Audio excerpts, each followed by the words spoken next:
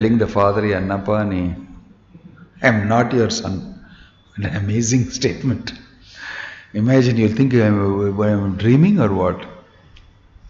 How can you say this? So much of affection I have for you, so much of affection you have for me. We are both together. My son, I am not your son. I am not your son. So he's explaining, my father, relationships are like this, like gold. Gold is a very, very highly valuable possession. Right? You will take it from anywhere. You will take it from anywhere. Right? So, since it's a valuable possession, it is coveted. It's purchased. It changes hands. It changes shape. It becomes jewel in some lady's neck as a necklace. After some time it will be melted and it will become a ring in somebody's hand. Several rings in his hands. Afterwards it will become melted and it will become possessed by somebody else in some other shape and form.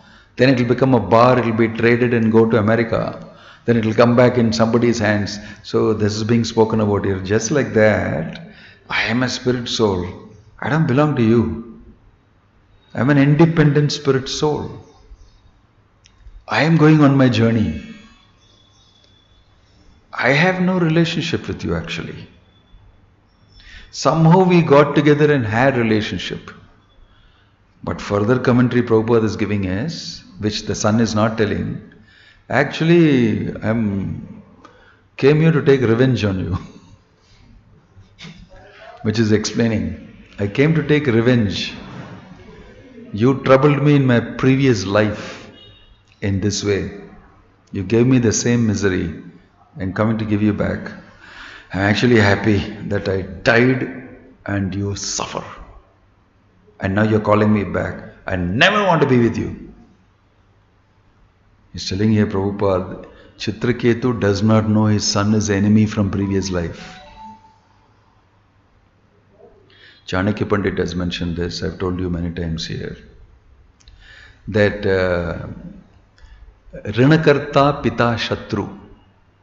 You must understand, a father who creates a debt for you and dies. Nariya kadan vaangi, start some business, ella finished, then he dies. And everything comes on your head. You are just a young boy, just finished school, and you're just going to college, then father passes away, and all those guys who gave money, you come and ask, give the money. So I have to work, I have to run around, I have to get money, and my mother, my brother, sister, what a huge responsibility comes on me. What a father is. He left me with this big thing, and you have to run around and run around, the whole life you will spend to give back the money. Rinakarta Pita Shatru. You must remember that your father is your enemy from previous life, that he passed away after taking a debt on his head. Rinakarta Pita Shatru, Bharya Rupavati Shatru. If your wife is very beautiful, she is your enemy from previous life. This is Chanakya Pandit. Very sharp. She'll give you a lot of pain. Because everybody will look at her. And she will not look at you. All sorts of painful things which you can never express to anybody else will happen to you. Rinakarta Pita Shatru, Bharya Rupavati Shatru, Putra Shatru Apandita hai. A son who is an idiot, no brain, retarded, he is your enemy from previous life. He is the enemy from previous life. He has come to give you trouble. Papa, he'll say. His biological age will be 40. He'll behave like a 2-year-old boy in front of everybody. When the guests have come and all, he'll come with his saliva and all pouring. He will come with his short knicker and dirty this thing and come and fall on the father. How the father will feel in front of everybody. He has to just tolerate it. This repeatedly he will suffer this pain. He can't do anything. I can't do anything. I can't kill him. He's my son. pain you suffer. You see how much we are all under control. Because of affection for his son, he cannot think he is my enemy from previous life. In this life he cannot think like that, because he is a son. How things are arranged, your karma comes in such a wonderful way. So Chitraketu is not understanding this son who just came and gave me thrill and passed away is my enemy from previous life. You would not understand if you do not have education on what is this world, how things are happening, how it is managed, what are the mechanics behind it. We just float on top without in-depth understanding. That's why you should have education. That's why you should read Bhagavat every day, to understand the reality of life. So put yourself now according to this Bhagavatam in your situation and see, I am born in so-and-so place to so-and-so parents. And I am thinking something about myself and leading a life. I am very smart. I am very educated. My Jadakam is very good. I will get a lot of money. I am very good at speaking. I am very beautiful. All these things are in your head and you are moving around. Actually, none of these things are true. Your spirit soul is true, which you never think about. You are part and parcel of Krishna. You never think about it. Krishna is there in your heart waiting for you. You never bother about him. Krishna bhuliya bhogavancha kare.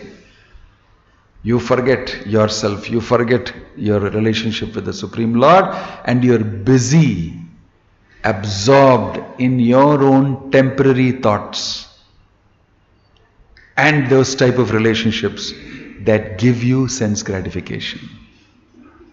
For you, relationship means what gives me material pleasure of the subtle type. That is the relationship I want. And those relationships that don't give me that subtle pleasure, I keep away from. This is how we work. We are programmed in a particular way. We should understand the program that's running inside. We simply helplessly run around according to the dictates of that program.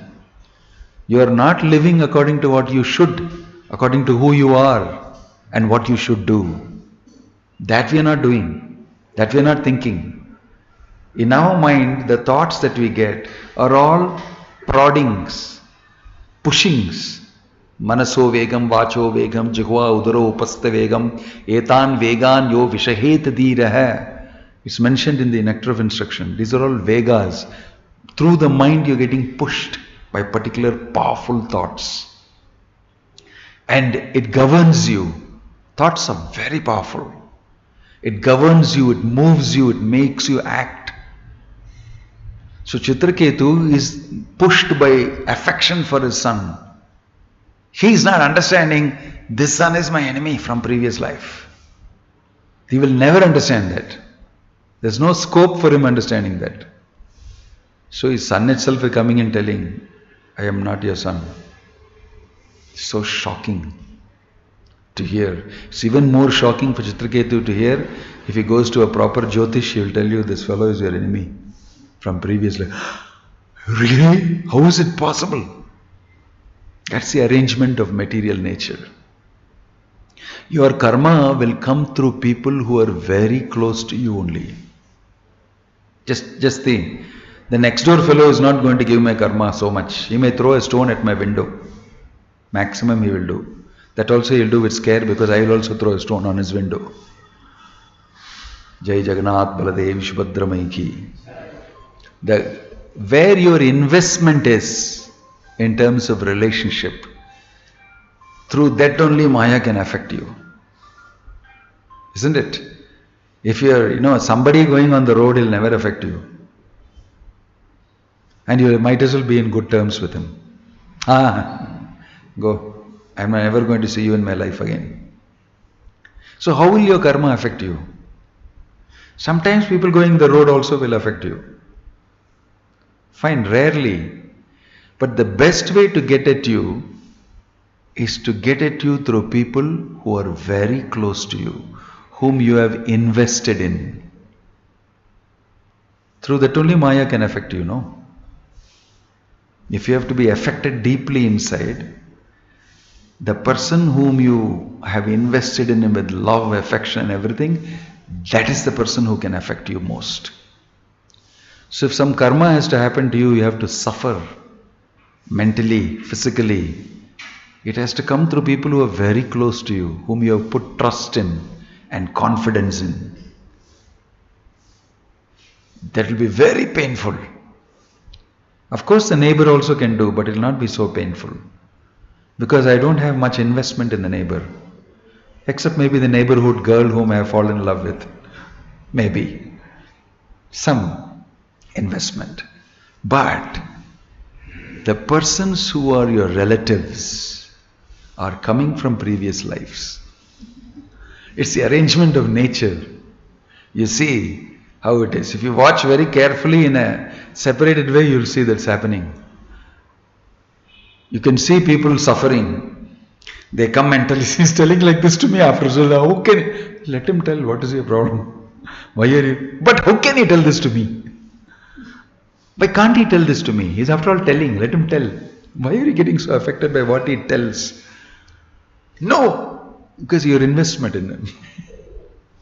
Actually what he's telling is bunkum. It's not true. But he can affect you by even saying the untruth. Why? Because you have invested in that person. This is the way your karma will affect you. If you're not invested in the person,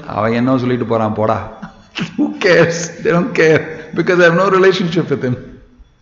I have no relationship with him. But the effect, the same thing is told by somebody who's close to you will affect you.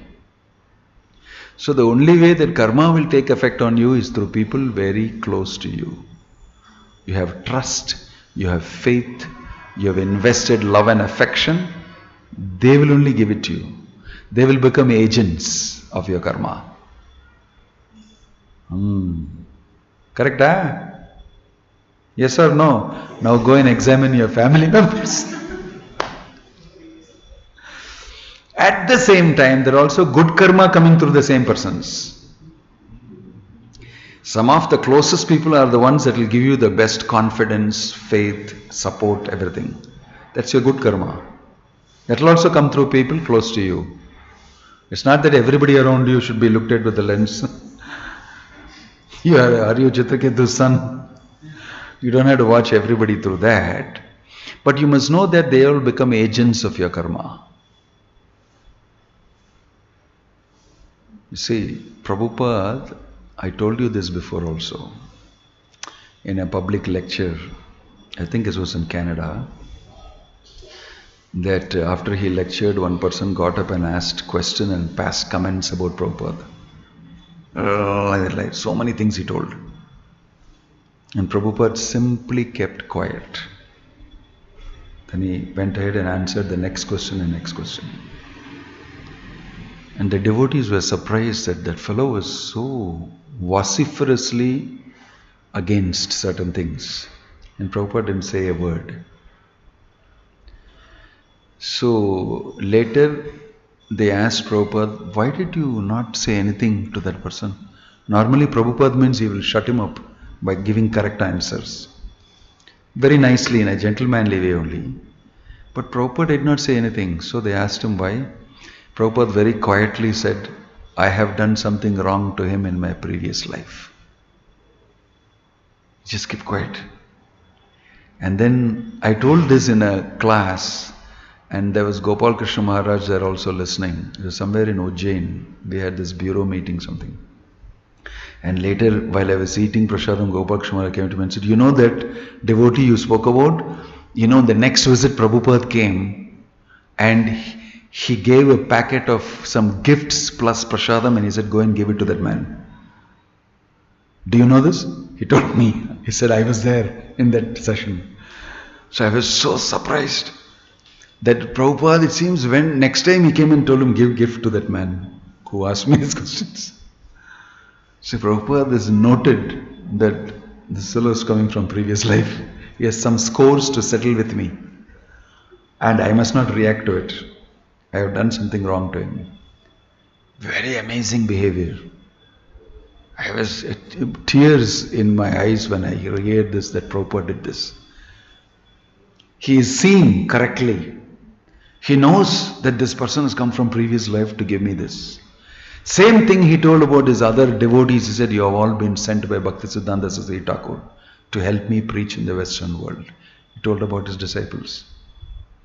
Prabhupada can see. Some people can see this fellow has come from previous life to trouble me. You can feel it. Sometimes, you get married and you feel that. You'll feel that. But you have to go through it. You cannot escape these things. Karma is like a thing on your neck. You cannot escape it. So here the statement made is, surrender to the supreme will of the Lord. Don't surrender to temporary relationships and take shelter of that. Our business is you're getting squeezed by material nature, by your karma. You must immediately surrender to the Lord. You're being taught to surrender to the Lord. You see, this boy is saying, you will see before this. Yeah. Bandhu jnati ari madhyastha mitro dasin vidvishah sarva eva hi sarvesham bhavanti kramasho mittah. Mithya. It's false relationship. He's telling his father. It's very amazing. It's just a 5-year-old boy sleeping there. He's getting up and he's speaking these things. It'll be very shocking. If you put it in, you should take a movie of these type of things. It's very shocking. So the translation is, in this material world which advances like a river that carries away the living entity, all people become friends, relatives and enemies in due course of time. They also act neutrally. They mediate. They despise one another. And they act in many other relationships. Nonetheless, despite these various transactions, no one is permanently related. He's telling, there is no permanent relationship at all. It's not worth it. And today all talk is about relationships. One shot, the Bhagavatam said, forget it, none of them is permanent. Only your relationship with Krishna and Krishna's devotees is permanent. So you should nourish that. You should put water there and nourish it. And these things you should just go through, that's my karma. Okay, let me tolerate it. Just like Prabhupada tolerated that person, you should just grit your teeth and tolerate it.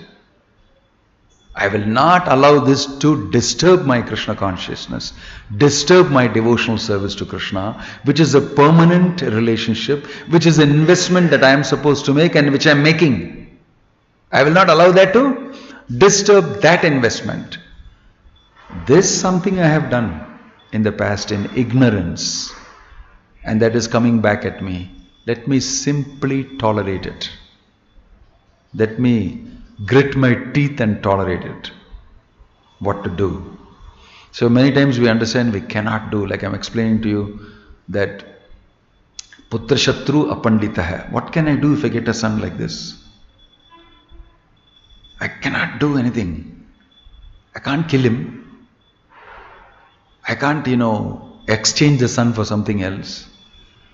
This feeling I had when we had this autistic gathering. We had out of 100 autistic children come to the Goshala and do Go Puja and take darshan. We gave them prasadam and gifts. Then one mother came. She is running an autistic school. I can see in her eyes that boy is keeping on around the mother. He's doing yani kani chapapani. He's going around and round, the mother pulling her this thing and saying this, and she's keeping on talking. He's keeping on talking to the mother. And I asked her, he's like that all the time, he's like that. She has to tolerate this 24 hours a day. How it will be? It's very difficult. And all of them are hyperactive. And to have a child like that and be constantly tied to that, you can't have anything else. Some of them are sending to autistic school at least for 2-3 hours, maybe free. I can do something peacefully. You can understand that. But what will you do? Cannot do anything. You can see the powerful hand of material nature. You cannot escape your results of your activities. So, all these relationships, we should simply tolerate. I saw them tolerating, and she's putting up a smile and talking to others, and she is actually maybe very, very learned in many different ways. I was appreciating that they had decided in their mind that this is how my life is going to be. And I have to make changes, I have to adjust myself to it. So many times we make adjustments. But the real adjustment we should make is not just a material adjustment of acceptance. We should make an adjustment of investing in Krishna, investing in the real relationship. That's what is the lesson this boy is telling. I have understood this in my life. I am understanding it. So he is speaking his wisdom to his father, who is another spirit soul. According to the son, you are another spirit soul. You don't have any relationship with me. But I am just wanting to speak to you my wisdom which I have gained, because you are suffering, thinking that I am your son. I am not. Please understand, this is the way to treat me. I am another soul. You are another soul. We are independent of each other. By the arrangement of material nature, we came together. We'll separate. We'll come together, separate. And we'll come together with somebody else in my next life. This is a reality. This is a reality. It's a harsh reality. But it is not so harsh if you actually get to know that these relationships can be substituted by the relationship with the Supreme Absolute Truth, Krishna. That is the solace. That is the solace. But in these fleeting relationships, that too nowadays in Kali Yuga, all life is temporary, but within that every moment has become temporary. Every relationship moment has also become temporary. That's what they are worried about. But Bhagavatam is saying everything is temporary, including your whole life and you and your relationships. Well, I can't understand that. But okay, you can't understand that, so every moment of your life will become like this, so that you can understand. Every moment is made temporary and fleeting. There's no value in any relationship. It's become so cheap because there's no culture. There's no culture on which you can stand and have a decent human life. Very dangerous situation. The only solution is Bhaktivedanta Swami Prabhupada's prescription. Live in a community of devotees, at least, and establish a relationship with those devotees who are serving Krishna, and learn to serve Krishna and establish a relationship with Krishna. There is no alternative to that. There is no other option. There's no other option. And Krishna says that Ananyas chintayanto mam ye jana paryupasate. Ananya chinta, without thinking about anybody else, think of me only. Actually, that's what Krishna is asking. Prabhupada said he's demanding it. Ananya chintayanto mam. Don't think about your son, about your daughter, about your father, about your mother, your wife, your husband. All that will be taken care of by material nature. Think of me. This is what is Krishna's instruction. How much are we doing it? How much can we do it? In that lies your success. In that lies your success. So that the illusory, temporary nature of this world is very amazing. And even more amazing is that we think it is real. And we put our time, energy into it and worry about it. It's actually not worth it. This boy is getting up and talking and he's telling him, it's not worth it, father, so-called father, not worth it. Don't spend your time on me. Bhagavatam is full of these type of instances. Wow.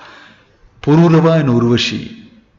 Pururava is completely enamored by Urvashi. Urvashi is Ramba, Kilotama, Menaka and all that. Urvashi was created from the thighs of Naranarayana Rishi. Indra, he thought, who are these two people doing austerities? Send my Apsaras, put him down. But he did not know the Supreme Personality of Godhead. Naranarayana Rishi doing tapasya. He sent his Ramba, Kilotama, Menaka and all that. Nothing happened to both of them. Completely nothing happened. And they were busy sweating it out, dancing and exposing everything, and nothing happened. And then Narayana, from his thighs, created another fantastic looking Apsara, Urvashi. And he said, give this to Indra. Go back, all of you.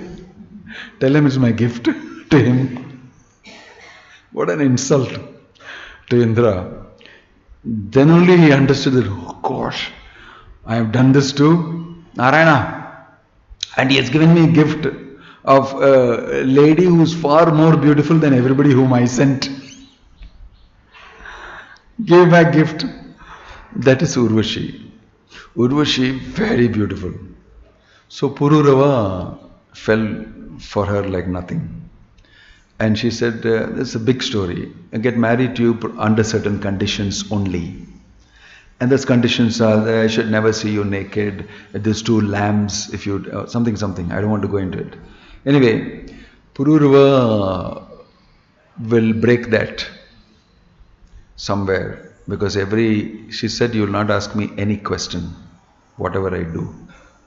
Every time the child was born to her, she went and threw it in the sea and killed the child. And he couldn't take it. In the end, he started screaming and saying, what are you doing?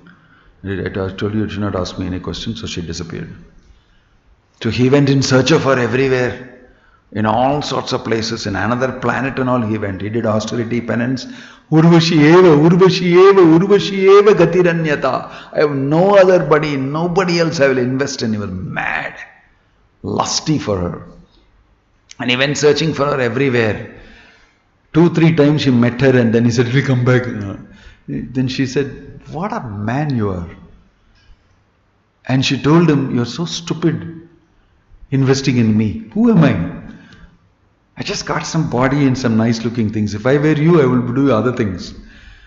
What a shock. Something similar here. Another type of shock she got. She started preaching to Pururava and saying, if I was in a man's body, what all I could have done. You foolish fellow running behind my body. Why are you like this? And she told that you should not trust like this, people like me. I will cheat you. This is all sorts of so heavy instructions she gave him. And then he got back into his real understanding. A shocking revelation to him. It's there in the Bhagavatam. It's called the Aila Gita in the 12th canto. It's a very beautiful section. Wonderful instructions. So we get to know the reality, and it is harsh for those who are comfortable in illusion. And it is not really harsh, it's relatively harsh. But when we understand by knowledge, it's not true.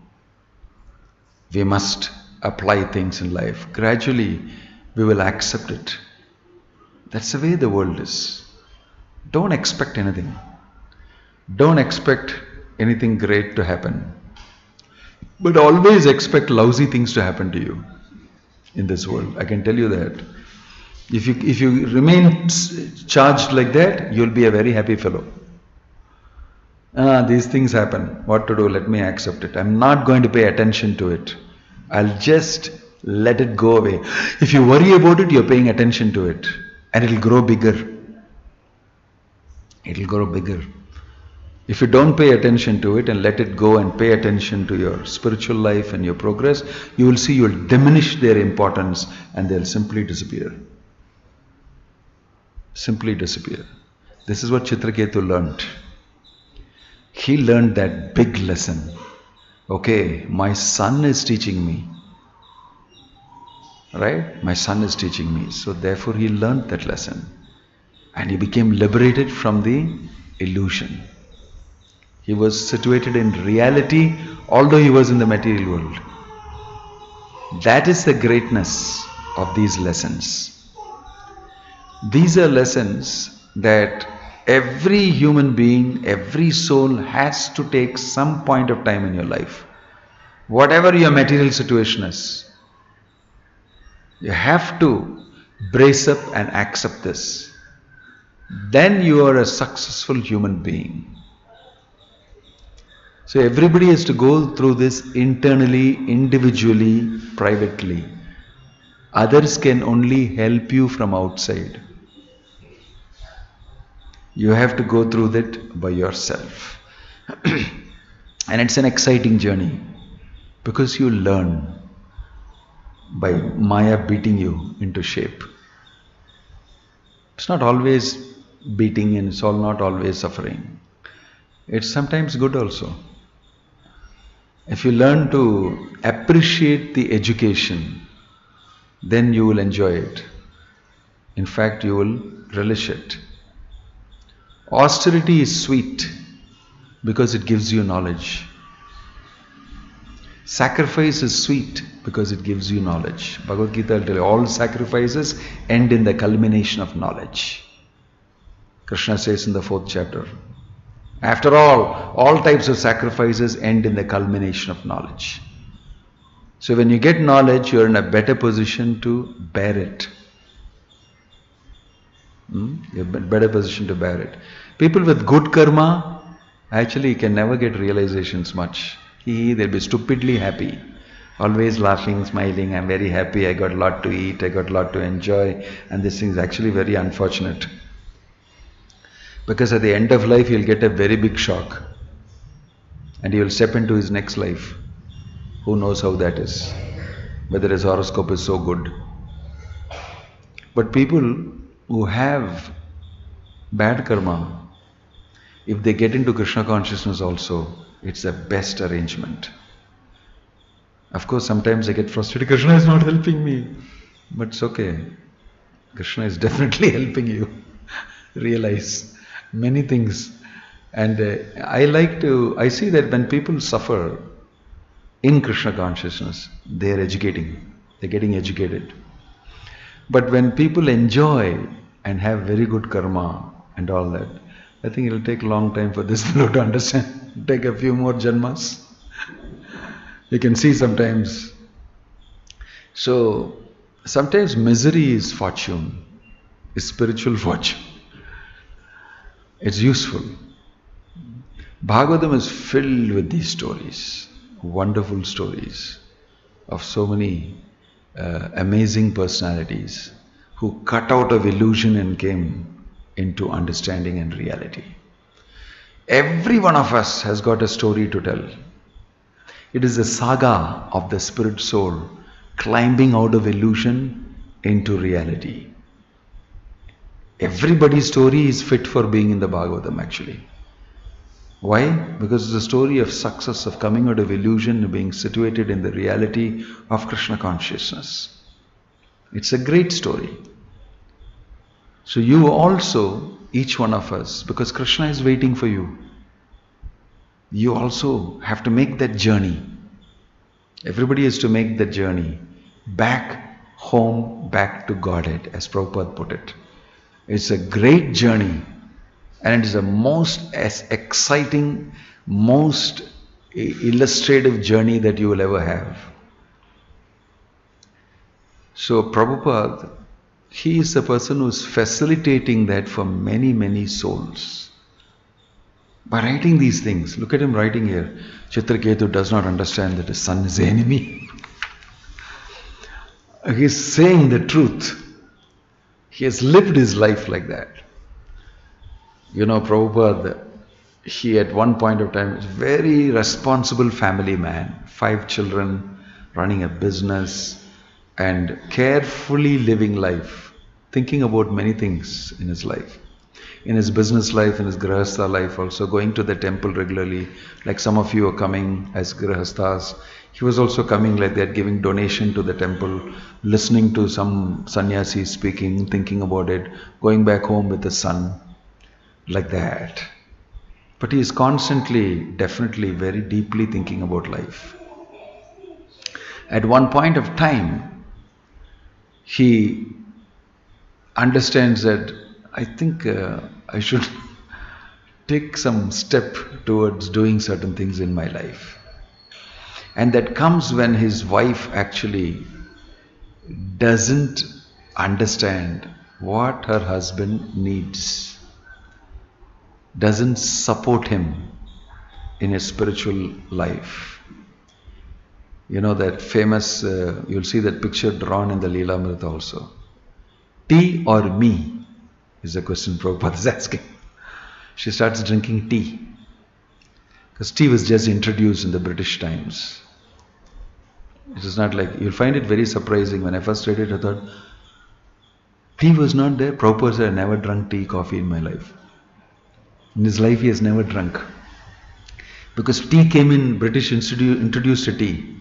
And Prabhupada speaks about tea introduction, what all the Britishers did in a lecture.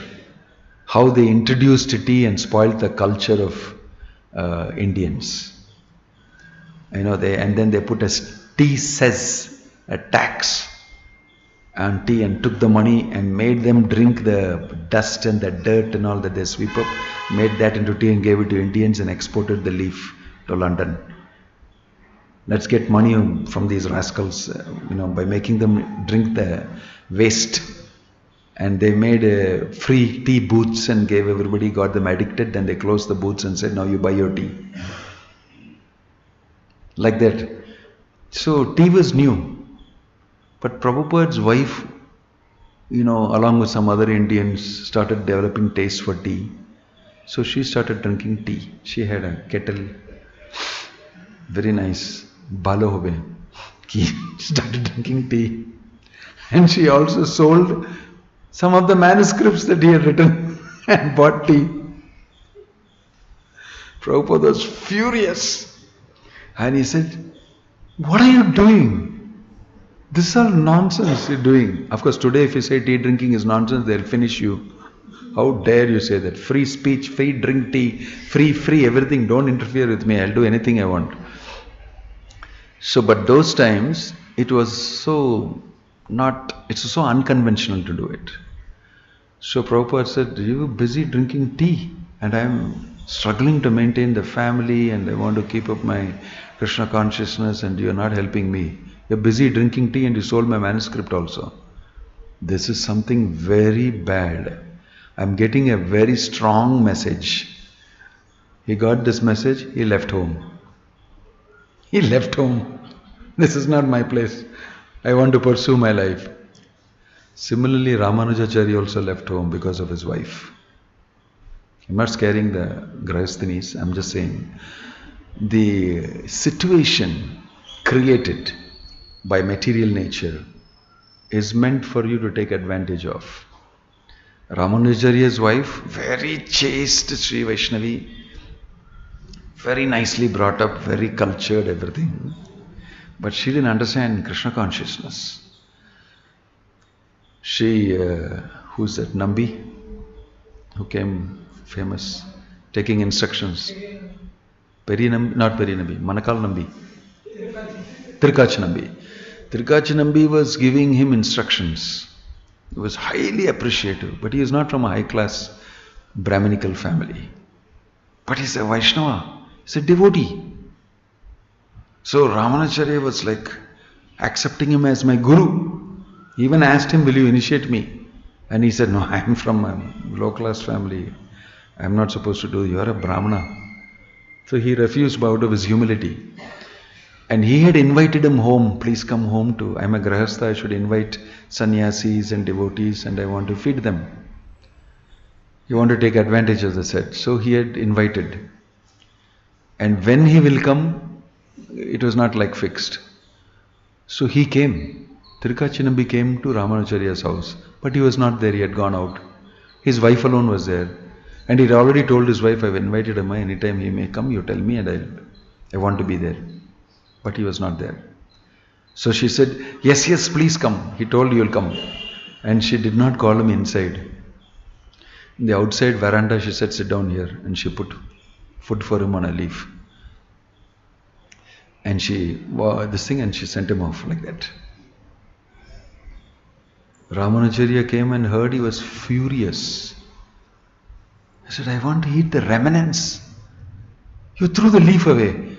Not only she threw the leaf away, she sprinkled cow, Panchagavya, everything, and cleaned that place. He's a Shudra. He's from low class community. He come into a Brahmin's house, I should clean the place where he sat down also. She did this, and he was so furious. He said, enough is enough. I have suffered enough. You don't understand. He left the house, took sannyas and left the house. So Chitraketu also had a shocking experience.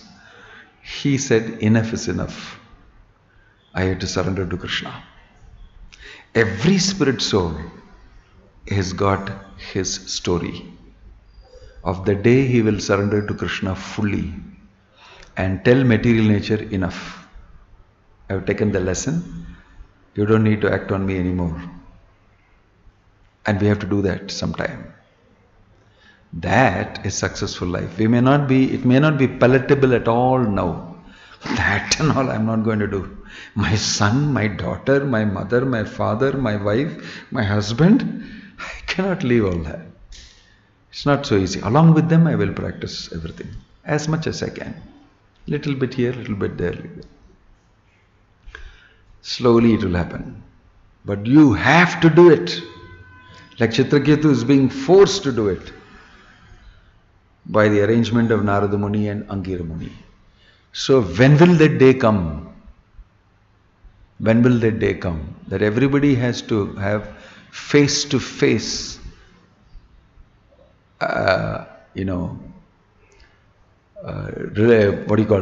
face the situation and take a decision to do it. That's when we will actually have the Chitraketu moment of our life. Now. And it is introduced to him by his son. So, very beautiful instructions. Bhagavatam is really interested in us. Bhagavatam doesn't speak what you like to hear. Bhagavatam speaks what you should hear.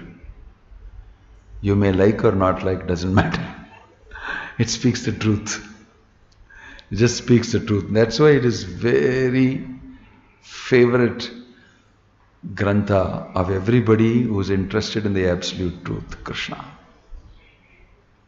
Om Tat Sat, Hare Krishna, Jai Shri Prabhupada ki. Any question or any comment anybody would have, you could do that. Yeah. Srivas. Talking about the material relationship. Yeah. When we practice Krishna consciousness, we also start developing Krishna conscious relationship. Especially when you preach, two people come to you. One person is very favorable, is offering you, another person is following but against, rebelling. So is it that karma or immaturity or what? Is it karma? When you preach, two people come to you. And then one person is very favorable and is very offering you and is positive. Another person is taking up the process but he is against you or rebelling or inimical attitudes. So is it karma or understanding? How to understand? It could be everything put together. Why it should be only one or the other? You don't have to binary analysis.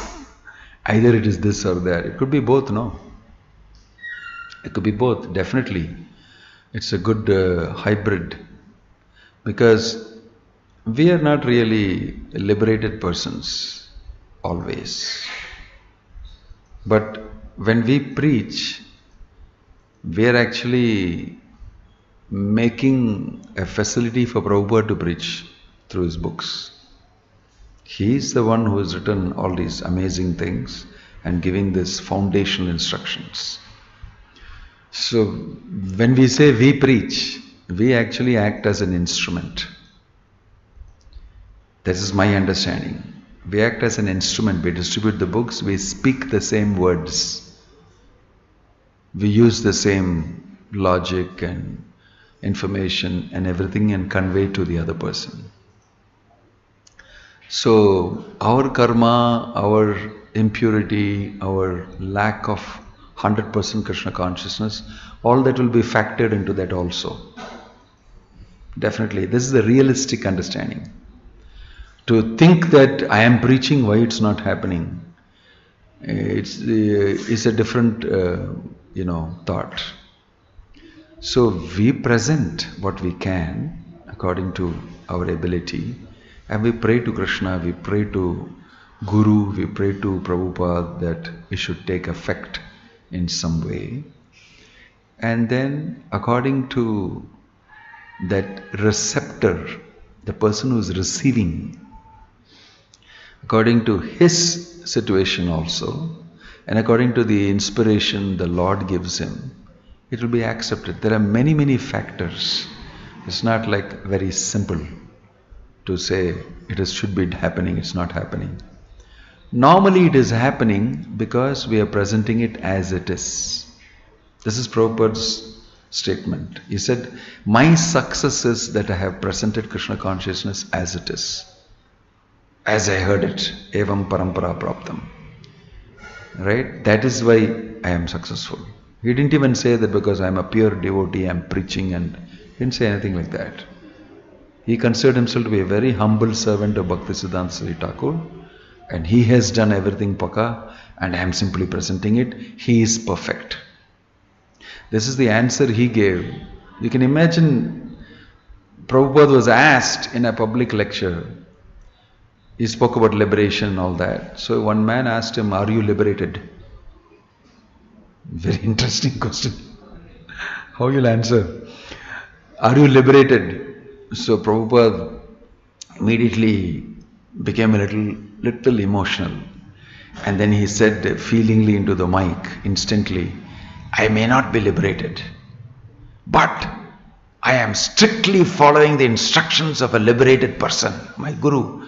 Therefore I am liberated. And everybody clapped, actually. That he was so humble and at the same time gave the right answer. And he was sure of one thing, I am following my Guru's instructions. Therefore, what I say is liberating. Right? And I am liberated. Because I follow the instructions. He gave a very good answer. It was filled with humility. That is the mood with which Prabhupada preached. And in the same way, he faced many challenges. It's not that everything that Prabhupada did happened. It's not that many people didn't take it. Many of his disciples left. Lots of things happened. But he went ahead and he continued to do what he is supposed to do. So sometimes people take up, sometimes they don't take up, is what we heard yesterday's this thing. Sometimes you give good instructions, it's not received properly. What can you do? Upadeshahi murkhanam parkopayana shante. If you give good instructions to a foolish fellow, he will get angry. Chanakya Pandit said. If you give very good Krishna conscious instructions, sometimes you will see the person get angry. Enna sonna? How dare you say this to me? Hiranyakashipu did that to his son. He got angry when he gave instructions about surrender to Krishna, telling his father. He got very angry. Why? Murkha, fool. Don't give good instructions to foolish people, they get angry. So there are all sorts of people in this world, and Krishna has left them free. Krishna is not pushing them. We are trying to do our best. We go to them, we present Krishna consciousness. If he slaps you on the face, okay, I did my bit. Just have to walk, go to the next person. If you go for book distribution, you will learn this very well. It's the most humbling service to do. Can you take this book? They'll tell you like that. Get out from here. I'm doing my big business. I'm making so much money in between. So get out. I've seen devotees telling me that they found the Bhagavad Gita they sold in the waste paper basket. Just on the same, this thing selling, no. Some guy bought it from you and threw it in the waste paper basket and left. How crazy he must be feeling. So he took it out, cleaned it and sold it again. He said, I didn't feel bad. That's how the world is. Another devotee told me one man spit at him. He spit at him and said, go get a job, idiot, fool. Why are you hanging around doing this? You useless fellow. He spit on his face. Then he said, what did I do? I took a tissue and wiped it through it. Found the nearest wash basin and cleaned my face. I was on the street again distributing books. He said it was a very humbling thing. I am just Prabhupada's servant of the servant of the servant. Who am I? If somebody spits on me, so what? I'm not going to take that seriously. I'm not going to stop distributing Prabhupada's books. It's Prabhupada's order. Right? So, we should simply do what we can do best. Some will take, some will not take.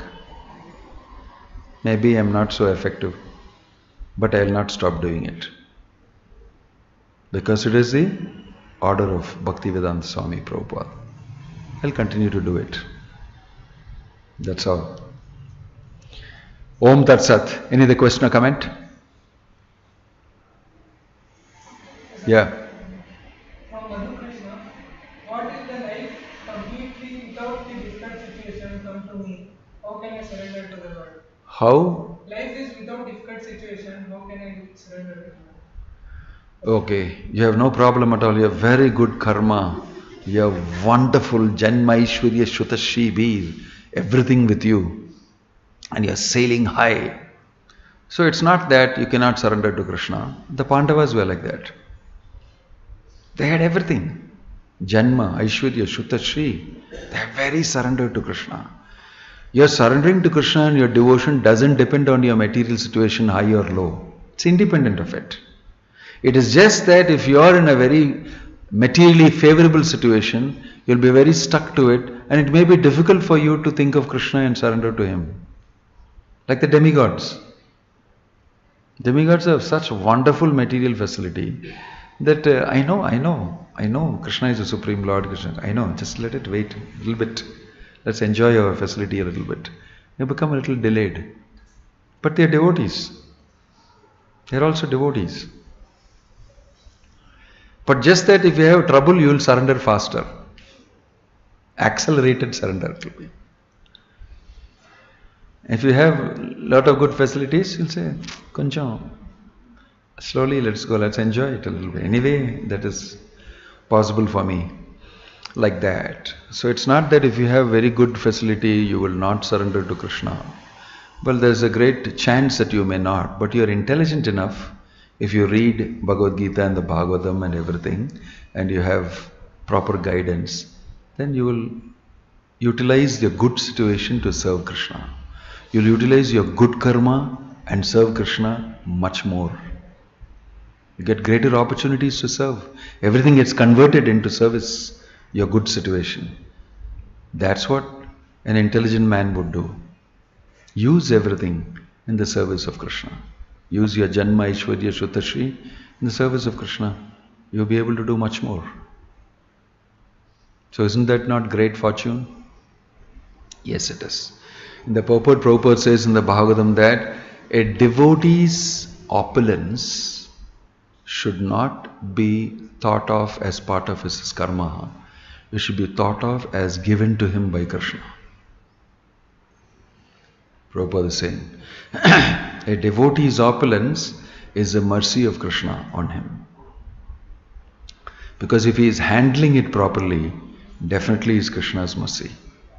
His Janma, Aishwarya, Shutashi, his good learning, good birth, and all that, he is using it in the service of Krishna, he has got Krishna's blessing.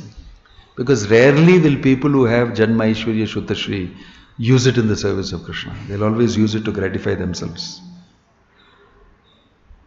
So when somebody is doing that, you know that he has got Krishna's blessing. This is why King Prataparudra, Lord Chaitanya's devotee, king, is a king. But he was a real devotee at heart. He was completely surrendered to Lord Chaitanya. But then the devotees came and told him, Prataparudra has to meet with you. He wants to meet with you. Lord Chaitanya purposely said, I don't see. I am a sannyasi. I don't see a king. He's a Vishi. He's a materialist. He's having so much of wealth and so much of opportunity for sense gratification. I should never see such a person. I am a sannyasi. He denied even a small darshan that Prataprudra wanted. Purposely he did, actually, to enact a whole leela. Actually Lord Chaitanya was very close to Prataprudra himself. But he said like this, he's a Vishi, he's very rich and very well situated in his karma and everything. I should never see such a person. And repeatedly Prataprudra said, if I cannot see him, I am going to commit suicide. I'm going to die. What is the use of living? What's the use of my kingship? What's the use of anything that I have if I cannot get the darshan of the Lord and if I cannot get his mercy? So he said, I'm going to renounce and become a kapalika. I will carry a skull with me and go begging like that. I'll completely give up everything and I'll go somewhere like that. He started saying all sorts of things out of his disappointed feeling, because he's a wonderful devotee. But Chaitanya Mahaprabhu was doing this on purpose, because he knows that Prataprudra will never leave me and I will never leave Prataprudra. So all the devotees were wondering, why is he not seeing Prataprudra, such a nice, so many facilities he makes for Lord Chaitanya, for him to take darshan. He gave a special accommodation to him, for him, and he sent all his soldiers to do that, this volunteers to do that for him. Gundicha temple cleaning, he said, everything I'll provide. Anything that Chaitanya Mahaprabhu wants, tell me, I'll immediately provide it. With all my wealth, with all my power, with all my strength, I will do it. And he's doing. But Lord Chaitanya is saying, I don't want to see him. He's a Vishi. They're telling, he's done so much. I say, no, I should not see him. Then Sarvabhauma Bhattacharya understands, he is actually, Chaitanya really wants to see him. But why are we going and telling him, king wants to see you? It's not required for him to ask permission. He told, don't worry, I'll do it for you. And he told Prataprudra told Sarvabhauma, I'm dying, I'm going to commit suicide. He said, no, don't worry, this is game he's playing with you. He loves you very much. So he said, you do what I'm telling you. During the Rath Yatra, he will dance and he will come. He'll be very tired. He'll be in the Vallabha gardens taking rest. That is his favorite place. You take out your kiridam and your kingly dress and all that. Dress like a Vaishnava, simple dhoti kurta, nice tilak kantimala. And you come here, I'll tell you what to do. He said, okay, I'll listen to you. King listening to him. He told him, come like this. And he said, he was lying down. Now go. You chant Bhagavatam shloka and you massage his feet. Simply do it. But he says, okay, something. Simply you do it. Don't worry. He went. He is king. He can go anywhere. Everybody else has stopped. He is king. He went inside. He went there, paid obeisances. And he prayed, this is Krishna. This is the Supreme Personality of Godhead. Chaitanya Mahaprabhu, I got this opportunity. I can't believe it. Then he started pressing his feet. Lord Chaitanya fully knows that he has come and he's doing this, and Sarvabhauma has told him, because Sarvabhauma knows me. And he started massaging his feet. And he started chanting, Jayati te dikam janmana braja Shrayata indira shashwadatrahi. Gopika Geetam he started chanting. And Lord Chaitanya was lost when he started chanting Gopika Geetam. And then he came and said that famous shloka, Bhurida Jana. Who knows that shloka?